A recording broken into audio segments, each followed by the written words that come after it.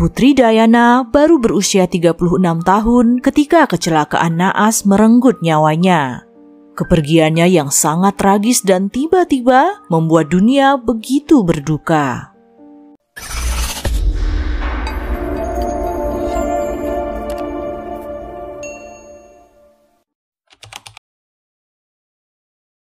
Pada tanggal 11 Juli tahun 1997, Diana dan kedua putranya diundang oleh Muhammad Al Fayed untuk berlibur ke Saint-Tropez, Prancis bersama-sama dengan keluarganya. Muhammad Al Fayed adalah seorang pebisnis kaya raya kelahiran Mesir yang sudah menetap di Inggris sejak akhir tahun 1960-an. Di sanalah Diana berkenalan dengan Dodi, putra dari Muhammad. Diana dan Dodi dengan cepat menjadi akrab. Ia menceritakan pekerjaan-pekerjaan yang sedang ia lakukan dan perjalanannya ke India juga Afrika, yang mana hal itu membuat Dodi terpesona. Liburan berjalan sangat baik dan menyenangkan. Baik Diana dan kedua putranya, William dan Harry, menikmati waktu yang mereka habiskan. Setelah berada di Prancis selama 10 hari, Diana dan kedua putranya kembali ke Inggris. Hubungan antara Diana dengan Dodi pun juga berlanjut. Keduanya mulai sering menghabiskan waktu bersama. Dan tak butuh waktu lama hingga hubungan asmara keduanya tercium media massa. Foto-foto Diana dan Dodi yang sedang bermesraan menghiasi berbagai macam majalah dan surat kabar.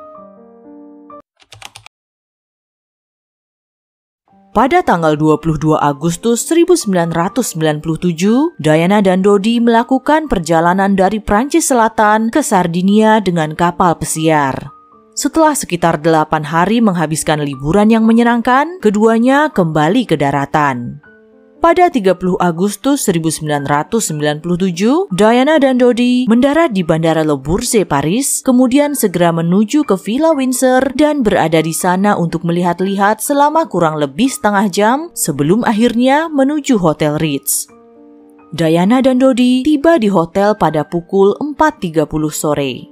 Setelah beristirahat sejenak, keduanya kemudian meninggalkan hotel pada jam 7 malam menuju apartemen Dodi untuk menghabiskan waktu bersama. Mereka meninggalkan apartemen pada sekitar jam 9.30 malam berencana untuk makan malam di sebuah restoran. Namun, serbuan paparazzi membuat mereka membatalkan rencana itu dan kembali ke Hotel Ritz.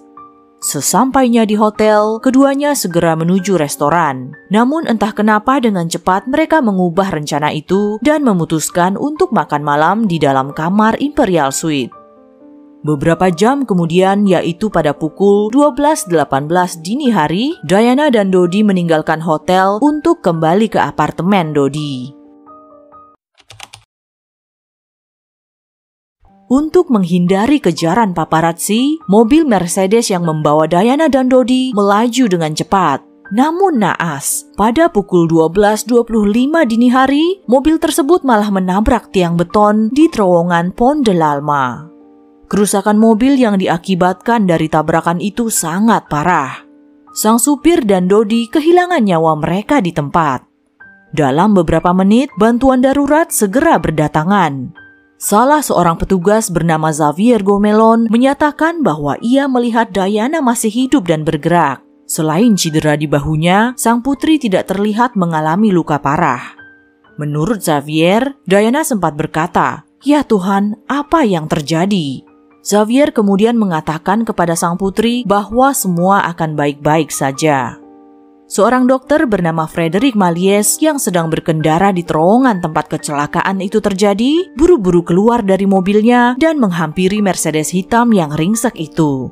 Frederick mengaku panik dan tidak menyadari kalau wanita yang berada di dalam mobil adalah Putri Diana. Pada saat itu, ia hanya fokus untuk melakukan apapun yang ia bisa untuk menyelamatkan korban kecelakaan mobil tersebut.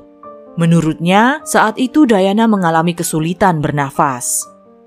Sekitar 5 hingga 10 menit setelah kecelakaan, ambulans datang untuk memberikan pertolongan pertama kepada Diana. Dan setelah hampir 1 jam mengusahakan perawatan pada Diana, barulah ambulans pergi menuju rumah sakit. Ambulans tiba di rumah sakit pada pukul 2 pagi dan segera menjalankan tindakan operasi pada Diana. Sayangnya, tindakan tersebut tidak berhasil menyelamatkan Diana. Ia dinyatakan meninggal pada jam 4 pagi.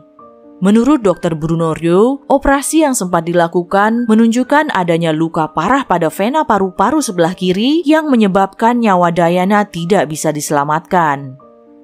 Kecelakaan pada 31 Agustus 1997 dini hari itu menewaskan sang supir Paul Henry, pebisnis Dodi Al-Fayed, dan putri Diana. Sedangkan bodyguard sang putri, Trevor Jones, menjadi satu-satunya yang selamat dari kecelakaan tersebut. Trevor dilaporkan mengalami cedera kepala yang serius dan mengaku tidak mampu mengingat hal-hal detail mengenai kecelakaan tersebut.